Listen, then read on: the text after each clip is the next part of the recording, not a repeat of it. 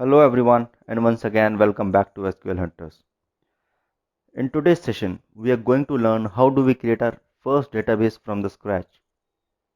I guess everyone is familiar with basic database concepts. If not, would recommend you to please go and watch my previous video on database concepts, as it is very important to have a basic understanding before we move further. Moving on to today's topic, creating a new database. Let me take you to SQL Server and let's do it. Here we go. Now we are connected to the Microsoft SQL Server Management Studio. So you might have seen a syntax like this,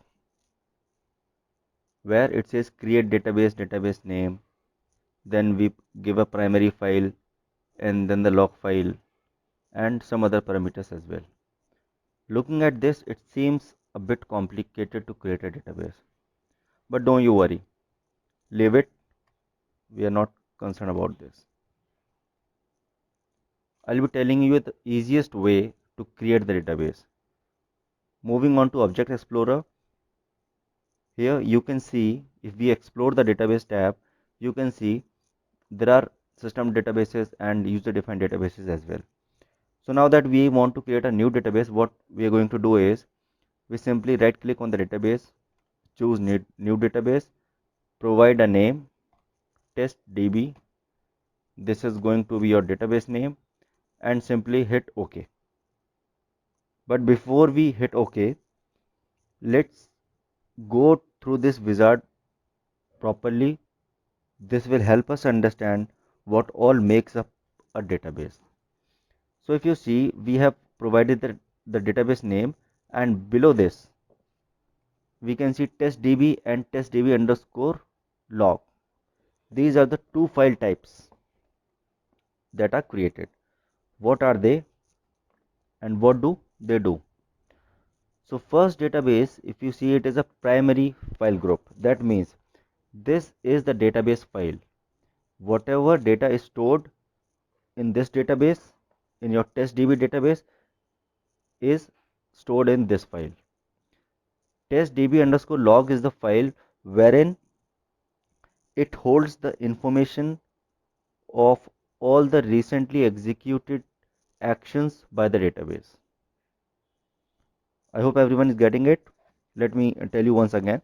So testdb is the file wherein your data records are saved, and the testdb underscore log is the file that holds the recent database executed actions, which further helps in tracking of events, right?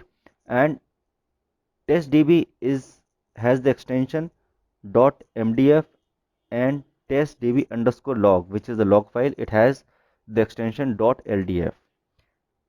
Further, if we see the initial size that is allocated to this database is 2 MB, which you can modify, you can change it to any number. Same goes with the log file.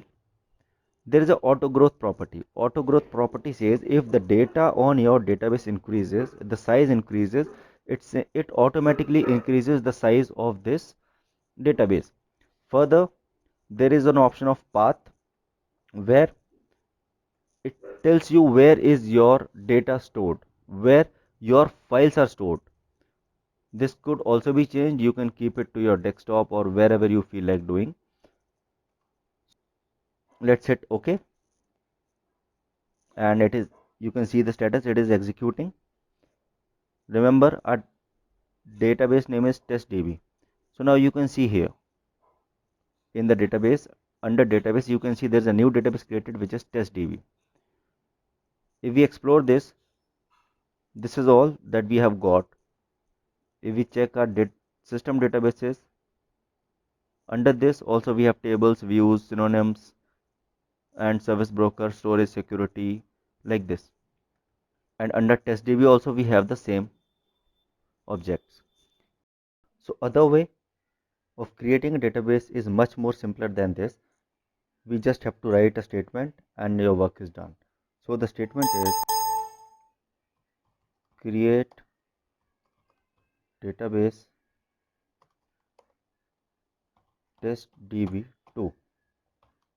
Either you can click on execute or hit F5. Below you can see command completed successfully, and if we refresh this, here you can see test db2 is there. So if we compare test db1, test db and db2, they have the same objects. So in a way, this statement also give you the similar database with the default settings, default values that we saw in testdb wizard. Thank you all for watching this video. If you like the content, if you like the video, please do like, share and subscribe to the channel. In our next video, we will be learning how do we create a table and how do we insert the values into it. Till then, take care and have a nice day. Bye bye.